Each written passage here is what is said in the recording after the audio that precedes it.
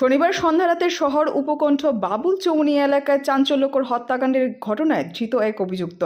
ধৃত অভিযুক্তের নাম শঙ্কু চক্রবর্তী। রবিবার তাকে 5 দিনের রিমান্ডের আবেদন জানিয়ে আদালতে সোপর্দ করে আমতলী থানার পুলিশ।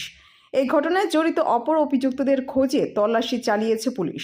এদিন আমতলী থানার ওসি পরিতোষ দাস এই সংবাদ জানান। তিনি জানান, পূর্ব শত্রুতার জের ধরেই এই হত্যাকাণ্ড সংঘটিত করা হয়েছে বলে পুলিশের প্রাথমিক অনুমান।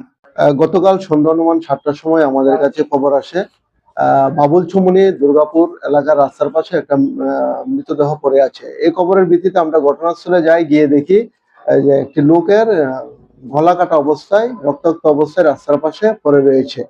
পরবর্তী সময় আমাদের তদন্তে যে তপন চৌধুরী, সুব্রত চৌধুরী যে মারা হয়েছে, সুব্রত চৌধুরীর ভাই তপন চক্রবর্তী আমাদেরকে জানায় যে মিন্টু চক্রবর্তী, শঙ্কু চক্রবর্তী, প্রিয়তোষ চৌধুরী সঙ্গে আরো লোক মিলে তার ভাইকে গলা কেটে হত্যা করেছে।